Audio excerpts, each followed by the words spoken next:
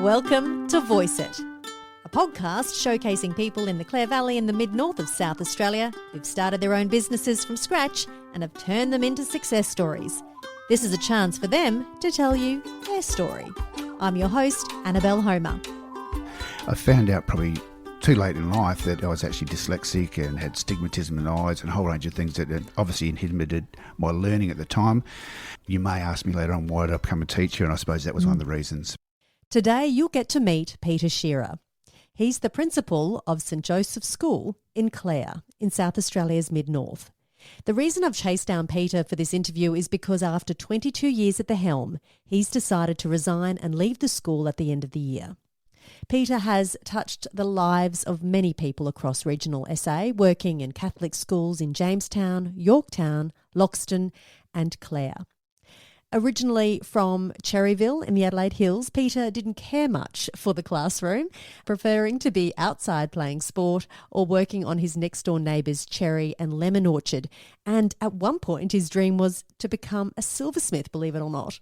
Over the next 50 minutes, you'll hear about Peter's early childhood, his first teaching post at St James at Jamestown, a period he describes as a baptism of fire, his posting to Yorketown where he was the first male teacher employed at the school, then his first principal gig at St Albert's at Loxton, where he literally built a new school. This man doesn't do things by halves. That drive and determination hasn't waned over the last 22 years at St Joseph's at Clare, because he went on to build a middle school and made many other changes during his tenure. Peter speaks about the absolute joys of his career, what has kept him in the job all these years, but also the heartbreaking challenges that he's experienced along the way. This is Peter Shearer's story.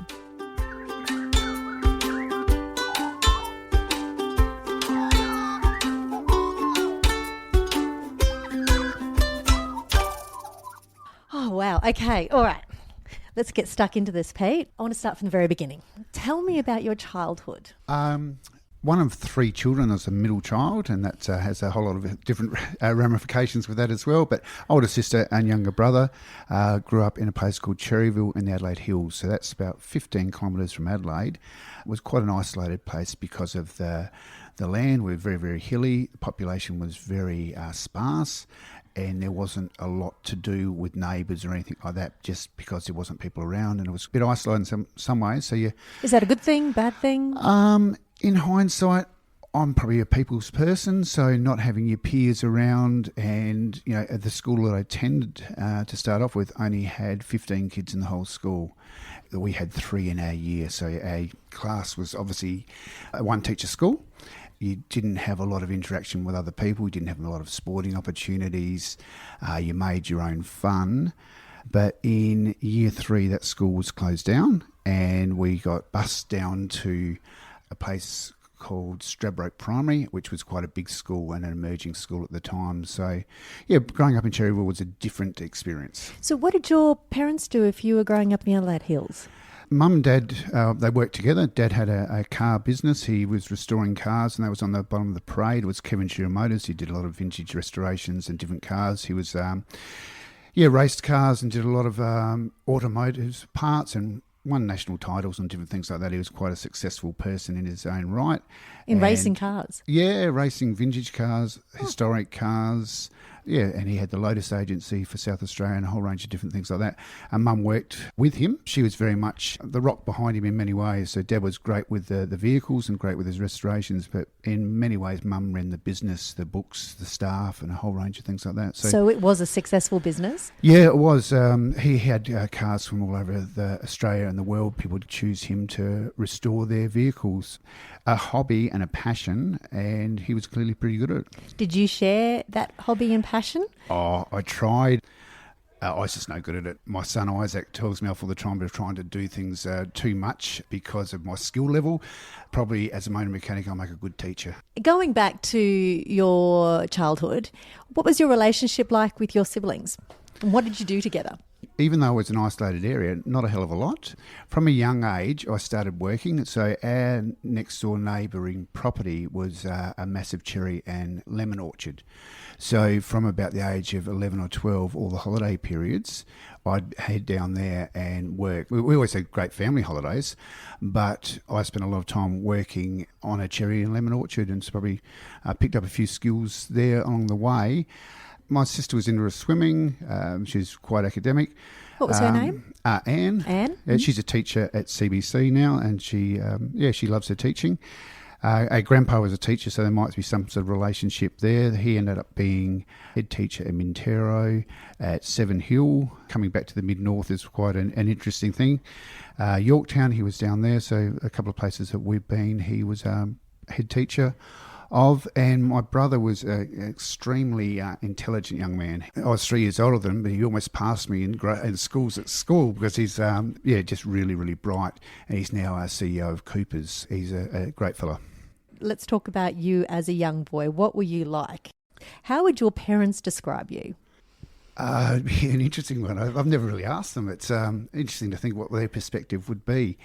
I was probably very frustrating. The other siblings were, as I said, very academic.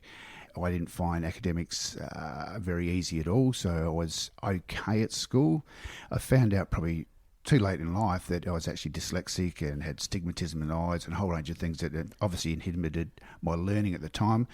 And that's one thing I'm really grateful of schools now, that we actually do a lot more investigative stuff with our students to make sure if they're not learning as well as they could, that we work that out. And I was probably one of those kids that fitted into that category. So a bit of reflection there, I guess, then. If you're thinking back to your earlier days at school and now knowing what you know now, you're probably thinking, well, that answers a lot of questions.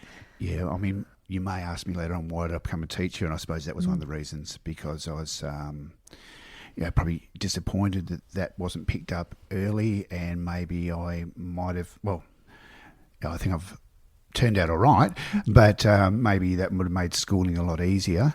Loved sport, lacked a lot of talent. So everything that I tried to do, like all my mates were either captain the first 18 or captain the first 11 or whatever, and I'd be playing seconds or thirds or something like that. But always seemed to be able to make A grade, but was always from hard work and no talent. And that probably came back from living in an isolated area, where I look at the young kids now where they have their opportunities and they're playing 3-4 sports a year and from a very young age.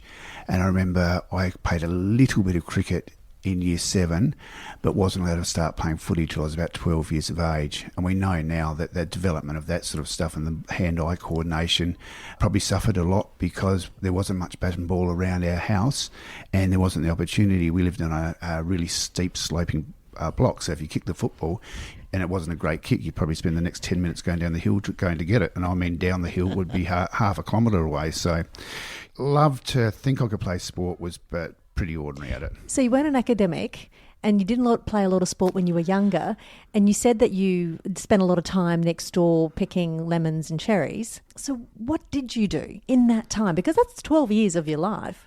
Yeah, probably watched a bit too much TV. TV wasn't great in those days, especially living in Cherryville when the reception was basically nil, and you only had ABC and maybe some other hazy channel in the background. I can relate there. to that. So I can relate to that. That was interesting. Used to tinker a lot. Used to go out and do things at the shed or try to make things. So we had billy carts and different things like that where you would go and make things and design things. I actually loved jewellery as a kid. I wanted to be a silversmith and really enjoyed mucking around with jewellery and rocks and different type of things. That when I was 15, I was sort of I don't know if I should tell this one, but I went to Ross Trevor College, and I actually took off a couple of times and went into the city and applied for an apprenticeship. Actually got given an apprenticeship to start as an apprentice jeweller when I was 15. But Mum and Dad weren't real keen on me doing that. They probably were a bit worried that I had not been at school and been off going for applying for jobs without them knowing. But they were really keen for me to finish year 12. Education was something they really valued, because both of them had finished school at year 10, so they wanted of their children to go through and give themselves the best opportunity. But so you went to Ross Trevor and got given that private school education. How did you go? Mum and Dad were a Catholic family, and there was never any choice at where we were going to go to school. Dad went to CBC, Mum went to St Aloysius. They really valued Catholic education. Mum, on Sundays, she ran Sunday schools, and she really practiced her faith and was great with that. And Ross Trevor was an all-boys school, really valued sport, and academics was great. A good all-round school, so I just sort of muddled my way along through there, did all right, some sports. Academics did okay, but hopefully I've contributed in other ways to the school. Well, once you finished school, were you still interested in the jewellery side of things, or your mind had moved on to something else by that point? I suppose the following 2 years, it was around 15 that I applied for that apprenticeship. I started running, and athletics became probably my passion for 5, 6, 7 years, and so I spent all my time. And maybe it was to do with the location, not living with other people, but you could do running on your own, and it wasn't something that was a thing that you had to do with a team or whatever. But I had a sort of goals that I set myself. The Rostover had a great athletics club, and then they had a part where they mixed with St Ignatius and CBC and had a team called United Collegians. And it was cross-country, and I was an 800, 1500, 5K runner and just really enjoyed that part. So that became a focus for me for probably 5 years of my life. So what's your specialty in athletics? It was 5,000 metres. It was something that, wow. You talk about middle distance being 815, but I was actually too slow for that. So I just sort of plodded along at the one pace, and you did okay, but not to that elite level. So, but really enjoyed it and loved the challenge of running, and then started playing football later in life and enjoyed that. And that sort of meant that I gave up athletics, which is something I probably regret a bit.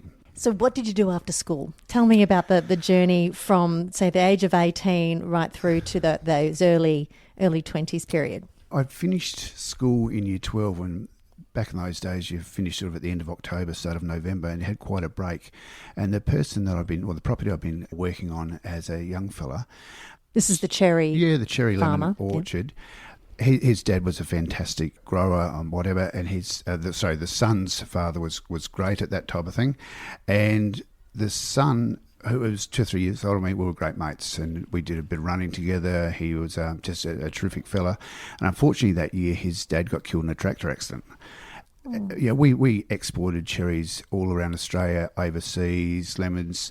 We had a packing shed that had about 30 people in it. We had 30, 40 pickers. The East End market was still going. So Colin was his name. He would take the fruit down to the East End market, and back in those days you had to be down there 2:30, 3 in the morning, and you'd probably sometimes only just finished packing up until about 8 o'clock. So on the death of his father, he needed a bit of a hand, and I'd been working there for a long period of time, and suddenly he was 20 and I was 18, and we're running this massive business with all these people. So I did that full time for 3 years, and then got to the stage where I was about 21 and thought maybe this isn't something I want to do for the rest of my life, and had enjoyed athletics, done a bit of coaching of kids, had worked in a sports store since I was probably 15. Really still love that sporting aspect of life, and decided maybe that being a PE teacher might be a bit easier than working in a cherry and lemon orchard for the rest of my life. So I moved down to Adelaide and started studying out at Salisbury Teachers College. Where was your first posting? First posting was up at Jamestown, and that was a St James Catholic school up there. And I went up there at 24, 25. Still no idea about life. I was probably a bit egocentric. A lot of things were about me. And got there and had a rude awakening that, working at a school, you've actually got to work hard. There's a lot of responsibility. Yeah, it was a great community to go to. I really loved Jamestown and loved the Jamestown people. Taught there for 4 years. Had my first real experience with the Josephite nuns. So we had a principal up there, and the Josephite nuns have had a huge influence in my life. The Mary MacKillop component of what they stand for is just fantastic. Never seeing a need without doing something about it. I suppose I really tried to have that as a bit of a motto for me. So I talk about Jamestown being a place that I grew up. So I got there a bit of a rabbit at 24. Left there 4 years later with a lovely wife, Robin, my first child, Carolee, a mortgage and a station wagon. Oh, wow, you did some growing up, didn't you? So it was really a place that I did grow up in many, many ways. Well, just going back to, it was a rude awakening for you and you realised that you had to work hard. Those first few years, did you enjoy teaching? Because sometimes you get in there and you think, oh, this is not what I expected. What was going through your mind at that point? Love playing footy up there, love the people. Sister Therese was the principal up there, and she sort of ensured that you were very much part of the community. And I didn't have much trouble with that anyway, playing footy, playing tennis, playing basketball. Every night of the week there was a sport on. The weekends were pretty full up with different things. But what was different then, I suppose in my first 3 or 4 years, I would have had tea at everybody's house. The parents up there were fantastic. They would see this young single fella there trying to set him up with someone or trying to do whatever. Maybe I was looking a bit scrawny, I'm not sure. You'd be sitting down at tea table with your children you're teaching and the families. There was some great experiences, some great lifelong friends, I suppose, is a really important part of it. But the teaching part was simpler back then, not easier, but the kids listened probably a little bit more. I'm not saying they don't now. I'm not trying to be old-fashioned with my views or anything like that. But when you went to the country, it was always the football teams were coached by principals, the local policeman, the old-fashioned banker type thing, where everybody sort of had their role and whatever. And so to go to Jamestown, you almost had an unfair advantage. If you're teaching at the Catholic school, you're a bloke, and you went to church, you got on really well in the town. It was a really unreal situation, but a really enjoyable one. Learned to work hard under the nuns. Hopefully the students that I taught remember me fondly. When you first start teaching, you're going to make some mistakes. You're going to learn your craft as you go along, and it's really sad that I suppose in some ways you learn your craft and that's actually affecting students' outcomes. So I always am very conscious of that, of trying to help young teachers to, one, fit into a town, but two, to be the best person they can, doing probably the most important job in the world, and that's teaching. Do you want to reveal one of your mistakes that you made so that all those teachers coming up the line can go, oh, thank goodness, it's okay? Some of them probably would get me in trouble. But being obviously too late at footy clubs and different things, and maybe not looking after myself as well as I could on a Sunday, that would be a couple of things. But so a bit rusty on a Monday morning then? Is rusty. That what you're referring bit rusty, to? Bit dusty. The funny part about it was you were with some of the parents that you were teaching the kids, so that you couldn't get in too much trouble there. So it was, you can talk about that, it's about building community, but I'm not sure that quite washes. But there was some huge learning experiences about the importance of yourself as a role model. I had a very strict principal up there who brought me into the office quite regularly on a Monday and Tuesday and would give me a few life lessons, which didn't do me any harm. But, can you relay any of those life lessons? Again... Even one?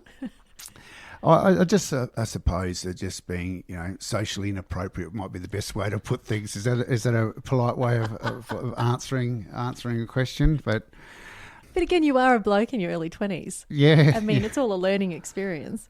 It's good. Some of the things I look back on now, and I'm good friends with some of the students now that I taught. So Sophie Millington would be one. Jess Redden, they're people that I've actually taught that now clearly have kids at our school and have a lot to do with them, and there have been leadership roles in schools that have been involved. Helen, she was Clark. Helen Hay, who's at APRAM here. I taught her. So there's lots of people that I fondly, and I think they've turned out really well. So I'll take a little bit of credit for that. So make sure all my misdemeanours meant something that happened that was good. A couple of times have made me feel old. I remember going back to Jamestown years ago, and one of the Year 7s that I first taught asked me what sort of drink I wanted when they were at a pub serving me, and I thought, oh, that's a bit of a different experience. Then a few years later, I employed a girl when I was teaching at principal at Loxton, and she was one of my ex-students. So there's sort of different milestones that then you're invited to someone's 21st, then you're invited to somebody's wedding, then you're going to be an MC at someone's wedding or something like that. So they're all different stages through your life that make you feel honoured, be the first thing, but and proud. There's so many kids I'm just so proud of, but they actually still don't mind you. So you must have done a half reasonable job. And if they're going to invite you to those sort of special celebrations in their life, that's really important. There was probably one story I could tell that was probably a little bit silly. Went to a BNS, and we all know those people that went to BNSs are a little bit wild. And I ended up with a terrible earache, and I went to the doctor to explain that, this earache was giving me quite a bit of grief. And the doctor, who was a lovely fella and he was pretty gruff, but had kids at our school, he just said to me, "Peter, were you at the B&S on Saturday and Sunday?" I said, "Oh, yeah, I was, doctor." Then started treating me quite roughly, syringed my ear quite roughly, and was quite rude. And he said something about, something expletive, and said, "Next time don't go sliding through mud and getting your mud caked on your eardrum. That's not a good thing, and you need to grow up." So living in a small community, you couldn't get away with much, but I thought on a Sunday sliding through the mud on a B&S was probably the thing to do, but clearly not. Gee, tough and harsh. He was the same doctor that delivered Keverlee and did a fantastic job, because that was an interesting birth, but he did an amazing job. So I'm forever thankful for him in many ways. So let's talk about family. You met Robin in Jamestown. Can you divulge how you met? It was at the pub. Friday night was a social gathering place. The girls that worked in the bank would head in there. A lot of the teachers would be there. It was really a gathering point at 5:30 of watching people come in and just catch up. I mean, it was a simpler time, and everybody worked pretty hard. I thought this lady that ran a hairdressing business looked all right, and suddenly we're having a drink. I might have got my hair cut a fair few times in a row. So, so that was how I met Robin, and clearly the best thing that's happened in my life. How long did you court for before you were married and had children? That's you might have been talking to someone to ask a question like that. I'd been going out with a girl for quite a while before going up to Jamestown, and distance didn't probably work. And Robin had been going out with a guy for a long period of time. But after we met, we were probably married within a year. It was a very short turnaround. And I think you know when you know. And even after that, within less than 2 years, we had our first child as well. So that was an exciting development. Again, real growing up quickly. So you were a PE teacher mainly in Jamestown? I used to swap lessons with as many people as I could. So for the poor kids that I had to teach music or drama or things like that, they clearly weren't going to learn too much. So I'd go up to the teacher and say, "Look, I'll take your PE lesson if you do my part there." So whilst I was a classroom teacher, year 6, 7 classroom teacher, I would do as much as I can outside. Learned a lot about carnivals at a young age, and could often see lots of kids that were growing up with lots of potential and sporting potential, and probably weren't giving it many outside opportunities. So a lot of them would be really good in Jamestown or really good in Yorketown, but if they got to a bigger cohort of people, they weren't so good because they actually didn't know how good you had to be to get to that next level. In Jamestown, we went down to swimming carnivals, we went to athletics carnivals, and I tried to be involved with SAPSASA as much as I could to actually expose to these kids to a bigger pool of talent, and I think that's something that I'm proud of. We look at the kids here that are going through St. Joe's, the amount of kids that are in the state teams now, like we've got 5 or 6 kids again that are in the state teams this year, which is fantastic. I'd hope that trying to expose them to the highest level of competition has been beneficial for them.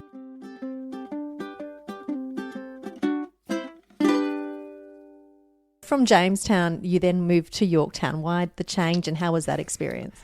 Yorktown was a place that was always dear to me. My grandma was a Tahini, and so lots of Tahinis down that way, and lots of honours, and we're related to them.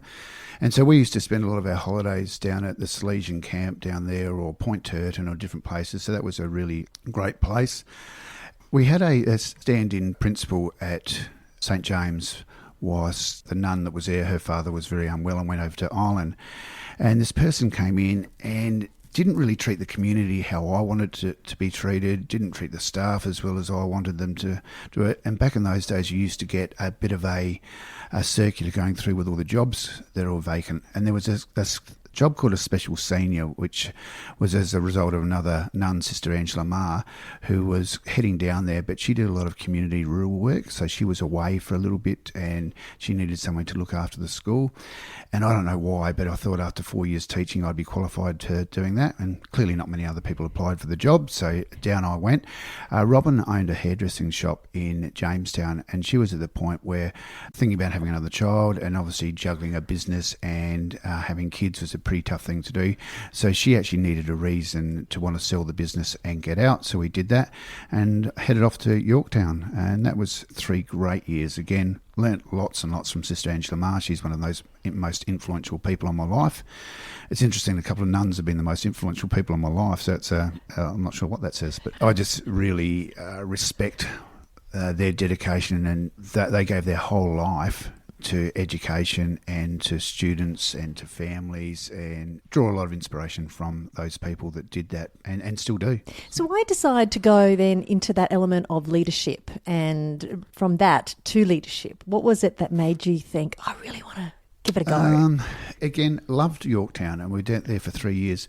But Sister Angela had been there for 3 years, and she had won another position in rural health, and she was doing amazing things with counselling and supporting people. And she said to me, I'm heading off next year. I suggest you do as well. And I thought, well, okay, why's that? And she said, well, you've developed a few skills. I'm really proud of what you're doing. It's about time you start applying for our principal's jobs.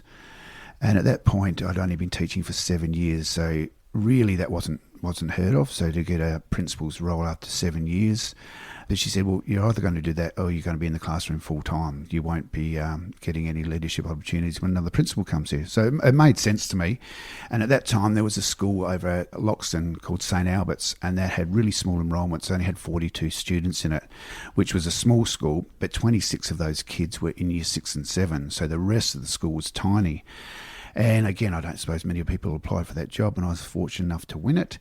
So we packed up from Yorktown. We had now had two young ladies. Ashlyn had come along at that stage, and we headed up to Loxton in the Riverland, which was just fantastic to live and work in a community that was just so community orientated. Again, 7 years there, learnt lots and lots. Did you boost enrolments? Yeah, thankfully we did. It was one of those things that, again, Robin, again, was a great influence with me and great support with me with everything we did. We had 2 young children, so she was meeting all the young mums and doing lots of things. I'm sure that influenced a lot of our enrolment growth. At one stage, we had a cleaner that was unwell, and Robin took on the cleaning job, non-paid, and worked in the yard and different things, and just really supported. I'm not going to say she supported me. She supported the concept of schooling and what was better for our kids in the community. And we had some great friends there. We were fortunate enough to have 2 more children up there. So Sinead and Isaac came along. And so that's 4? Yeah, four kids. 4 kids. The 3 ladies and little Isaac that came along in the end. We're never sure. We thought we were going to have 4 girls. So how was that period then if, it's your first leadership role, like full-time leadership role? Was it challenging? Did you just flourish in that role? Was it surprising to you? Tell me about what was going through your mind at that point. There was lots of things that were exciting about being there. I was still playing footy up there and played for Loxton North, and they had a purple patch when we were up there. It was a place where the river was pivotal to what you're doing. So you're working hard, and then we had a little ski boat, so we'd go skiing at night and ski on the river till about 8 o'clock at night, pack up and then go home. Then Robin was playing basketball up there. The kids was doing calisthenics and swimming. I'd play footy and she'd bring all the kids out there at night, and it was just a really good family community place to be. Our enrolments really grew as a school, so when I left there 7 years later, we had enrolments of about 100 people, so it was over 100, and we just built a new school. So that was exciting. And you just built a new school? Yeah, so we actually moved the whole school around and did a massive redevelopment there. The funny part about that, it actually got opened 2 months after we left, so we did a lot of work and did it, setting it up. And it's like a similar situation here. Yeah, might be. It was. The parents up there were just amazing. Like, we'd have working bees, and you would start early, finish around lunchtime, and get home well after dark. Like, it was just a great place to be and to immerse yourself with families, and working bees were fun.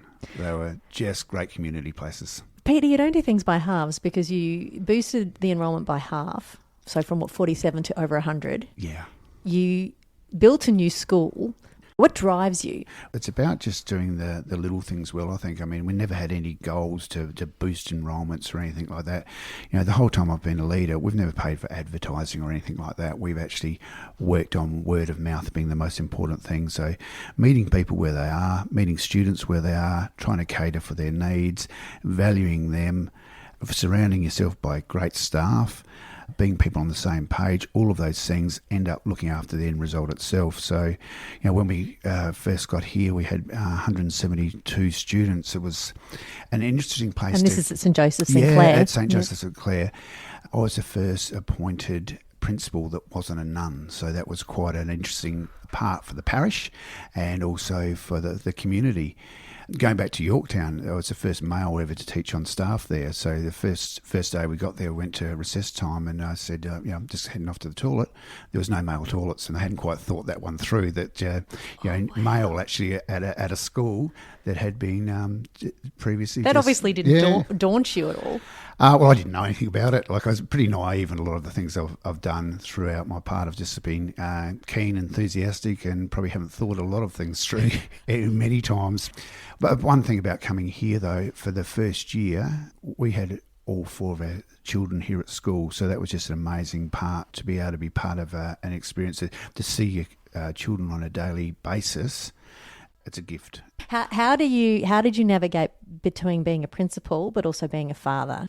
Probably Robin and the kids now think I didn't navigate that as well as I could have in the time that I spent at school. So that's one thing I'm probably, as I'm getting to the end of being here at St Joe's, I'm probably feeling a bit guilty. My kids have reminded me many, many times that maybe I had the balance wrong, and that's probably a bit of a regret that I actually have spent too much time here at school. When the kids were here, that was great because you were having daily contact with them, but probably the next period of time when they weren't here, that when you're leaving to go to work before they're up and getting home when they're in bed, that's not great role modelling to them, and it's probably a bit hypocritical of my role. So I haven't navigated that anywhere near as well as I could have, and I probably do regret that, and it's something I would like to readdress if I could, but it's too late now. But having said that, the part with students was probably really easy because the kids just see you as, you're a principal, but you're also, probably more importantly, their friend's dad.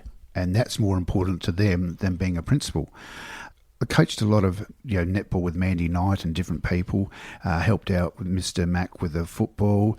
The kids were doing swimming. So really involved in the sporting clubs. One thing I pride myself on a little bit is having that community give back. So being able to help out, some of the people in our district and different areas are just amazing about how much contribution they do to the school, to sporting clubs, and my kids have benefited so much from that. You just want to give back. Probably it's been a bit tough when I've been really good mates with some of the parents. That's probably a bit more difficult to navigate because you've got to make sure you be seen to be treating everyone really fairly. And it's hard when you've got good friends that are your parents and you're working with. But hopefully I haven't done too bad a job with that. In the 22 years that you've been here at St Joe's, the 22 years, and the work that you have done at the school, and we will talk through that in just a moment. But because we're talking about that balance and we're talking about some of those challenges, there's obviously also major challenges when it comes to students that, horrific accidents or ending of life and things like that have happened at students here at St Joe's. And I mean, being a leader of the school, how have you dealt with that? Because people have said you have dealt with that amazingly well. How do you navigate yourself through all that? You don't very well. Yeah. You do the best you can in the situation that you're in. You're in a privileged position. You take your role seriously. If you're really doing what your mission and vocation, I believe education's a vocation. It's not for everyone. Not everyone should do it. I hope more and more people take it up. But you're part of a school, a classroom, being a principal. You're part of a living organism, and you've got to celebrate the successes. You've got to celebrate the fun times that going to special birthdays or weddings or social occasions or different things, because they're life-giving. So you've got to get that life-giving part. Alex Roberts always talks to me about you can't pour from an empty cup, and I think I've been lucky enough to fill up my cup by just getting a lot of joy out of the successes that the kids have done. And the other part is that you're in a role of responsibility and privilege, and you're sharing the worst days of people's lives, and some of them have been the worst days of my life. And that's really raw. And clearly I haven't dealt with it really well at times. But you take on the persona. What do these people want from you now? What can you give them? What can you do for them? How can you help them? But I suppose you're not allowed to grieve with them, or you just have to take on the responsibility of what do they need now? What can I give them? What can I do for them? How can I help them? And really work hard on doing that so that you're living out your vacation, you're living out what you're supposed to do. You don't come on to be a teacher, principal, or anyone like that to enjoy the good days. You don't come to be a teacher to teach the kids that want to learn. You don't want to teach the kids that are really good at things. You know, your biggest successes are going to be those kids that struggle with education or struggle with different things or struggle with friendships, and you can help them out. That's got to be your mission. That's got to be your purpose. And unfortunately, being a principal, sometimes that means taking on those huge roles, those days that you just don't want to ever have to experience. But the longer you do it, the chances are you're going to have to do it, and you need to step up.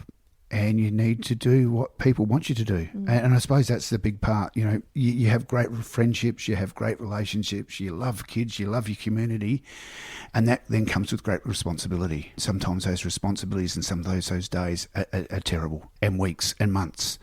But your role is to serve those people and do that to the best you can. And, you know, hopefully I've done that okay. But, you know, you look at other people's jobs, doctors, police people. I just admire them so much. Hilly once said that I have a pretty tough gig. Well, I look at what he does and different people in that sort of field, and that's Mark Hill. They amaze me on a daily basis. You know, you hear about some of the things that doctors have to do, and my job's pretty easy. I don't know about that. Because I can also imagine with a principal job, it's dealing with parents, and you can't keep everybody happy, can you? It's impossible. But again, you've got to look at it through their lens. So if you're looking at something through their lens, and their lens is that's their most precious gift. And if you get those lenses right, you understand how people are thinking and what they're going through. So if you have an insight to that, and thankfully I've got 4 kids that have grown up half all right and doing good things, and I'm really proud of them. But when parents are coming in and they've got a vested interest on their most precious gift, well, you just run with that and you work within their parameters, and you might have to steer them this way or that way, or you might have to curtail a few little things, but they're operating out of a place of love, and you've got to probably got to understand and run with that. You've been here for 22 years. What particular parts of that 22-year tenure are you truly proud of? Bricks and mortar are great. But they're only part of it. So we could look here and look at all the redevelopment we've done. We've bought 7 properties since I've been here. We've got a middle school. We've developed this building that we're sitting in now. We've got new classrooms. We've got AstroTurf. We've got a kiss and drop zone. We've got a new veggie garden. All those things are bricks and mortar, and they're great, and you've got to be proud of that. And they're built on the work that the St. Joseph's Parish did years and years ago. So you never can forget that we're operating and able to do what we do on the generosity of people that have come before you. So that's a really important thing. But I think what I'm most proud of, well, being friends probably with students that went here. So, you know, one of my proudest moments is being MC at Lockie Sando's wedding. He was in year 7 when I first got here. For me to be mates with him and his lovely wife, and now his kids, that's really special. And so that means that throughout the time that you've been here at your school and you've done your building and you've done this and you've done that, they're all great and they'll be there for a while. But if people actually like you as who you are and what you've done and how you've helped them, and then still want to have something to do with you, 22 years later, I think that's got to be your proudest moment. I think it's the people. And if you're not enjoying people and you're not getting a kick out of people, you probably shouldn't be a principal of a school. So why have you decided time to move on? Lots of reasons. One, it's the end of my tenure. End of this year, it was always going to be I'd have to either reapply for the job, And being a 12-year tenure, I didn't think 34 years would be a great time to be at school. The funny part about it, I'm probably working longer hours than I ever have, so that means I probably still enjoy it. Well, not probably, I do. Why do you think you're working longer hours than you ever had? Oh, complexities. It's a bigger school? It is a bigger school, but at this stage, we're now trying to put things in place. We have got a great leadership at school, but some of the things you've been doing is that knowledge that you've kept in your head, trying to make sure that the rationale for things is all down. We're in a really fortunate position. We're going to do a major redevelopment in St Michael's Hall, and that's going to come up with facilities that are going to be state-of-the-art, and trying to get that done before. I don't want to leave it for somebody else to have to do and come into a new principal's job and still doing a building project. So there's lots of things in there that we're trying to do. One of our core values is continuous improvement, and I think that's something that I've really tried to honour and work hard to make sure that we are continuously doing things better and having the best outcome for students. And I suppose parents, I want to be able to look every parent in the eye and be proud of what I'm doing. I'd hate people to think, Peter's in his last year is just taking it easy, just relaxing a bit. I don't think anybody's thinking that. But, yours is a classic example. I went down with your daughter yesterday to do a 1,500-metre run round an oval, and I still get a huge kick out of watching kids trying to do their best. And I think that drives you to keep on wanting to do bigger and better things. Now, I could have got somebody else to do that, but I still get a kick out of being involved with kids' success and trying to challenge them, support them and help them. So, what are you going to do? I've got long service leave for the next 6 months after I finish here, so that will be great. I think I've still got some things to offer education, like building community, working with community, a few things that I would like to continue. I do a bit of work for Victorian rural schools, hopefully help teachers that are new to principals roles and new to rural education. I've been part of a group called Shearer, which is the Society of Provision of Education in Rural Australia for the last 20 years, and they're the most life-giving people I've ever worked with, and it's just been a privilege to work with people that are passionate about education from birth to death and the way that's changed. And one of my driving forces is to make sure that we celebrate the difference about living, breathing, working, growing up in rural education and in rural environments, and making sure that we celebrate those successes, but make sure that any of the deficits that are there through distance are overcome. So that's been a passion for me. So I've just got back from a conference with those people, and that's the one that fills my cup, to know that you're with like-minded people, and I want to keep on doing work in that area. But years ago we bought a vineyard, and we do a lot of work there on the weekends, do some nighttime work. The vineyard's really calling out for a lot of help. Isaac's been terrific. He's been out there and he's pretty passionate about the vineyard. The girls have helped out with the wine label. We're now down at the Little Red Grape doing some work there on a Saturday and Sunday. I noticed that. Yeah, and looking good. That's something that I suppose that all balances. Is that a cellar door? Yeah, it's a cellar door down there at the Little Red Grape. The part with that, it probably goes back to the little boy growing up at Cherryville that wanted to make things or do things or worked on a cherry orchard and lemon orchard, to my wife is from primary production. She's from farmland up at Jamestown. So the primary production stuff, I think, has always been really dear to us. Being in Loxton, 3/4 of our parents were blockies. They grew citrus or vines or whatever, so we had lots and lots to do out there. So primary production's been something that's a passion of mine, and can't wait to spend some more time out in the vineyard, to be honest. So when did you start the vineyard? When was that? We bought that about 19 years ago. There was 3 families that had the romantic idea that buying a vineyard in the Clare Valley was a great thing to do, and we did that as 3 families. But after a period of time, we sort of drifted away from that, and in the end, Rob and myself and the kids were the ones that bought our partners out, and that's given us something to be proud of, something we own. Schools are great, but you don't own them. A mate of mine, Justin Reganovich, rang me last night and sent through a text about their 2015 reserve, and he was talking about having it with a deer that they'd been culled from up at Clare, and just to get those little texts every now and again, that knowing that you've actually made what they're going to celebrate and enjoy as a family, that's pretty special. Yeah. It's something that I'm again proud of. What's a piece of advice you'd like to leave to future teachers who are embarking on their teaching careers? How much joy you can get out of it. I've kept going because of the joy I get out of it on a daily basis. Know that it's going to be good days and bad days. Know that what you're doing is, again, one of the most noble professions in history, that teaching is life-changing.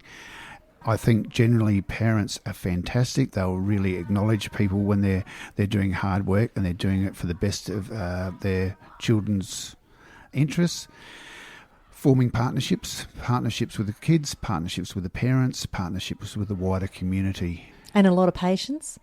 Do you need patience? I can imagine you need patience.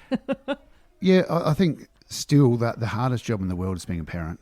I really admire, respect, honour parents. You know, we're just part of their journey.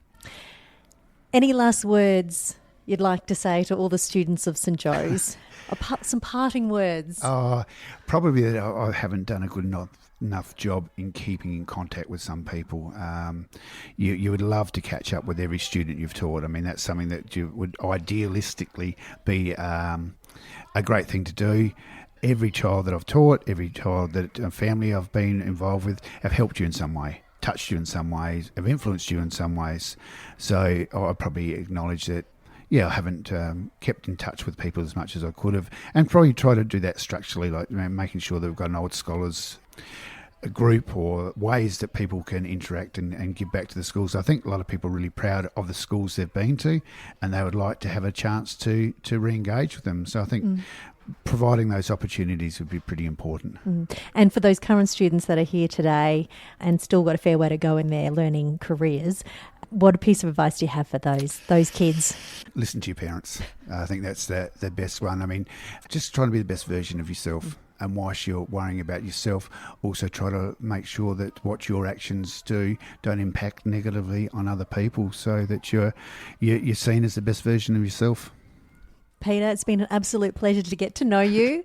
Good luck on the next stage of life and where it's going to take you. It sounds like you're still going to be busy consulting and the vineyard and a growing family, because you're a grandfather as well. Yes. Yeah. So congratulations. No, thank you. And that's something I really, a bit remiss of me sometimes in my family life. So that's some area that I've got a bit of time now to pay back.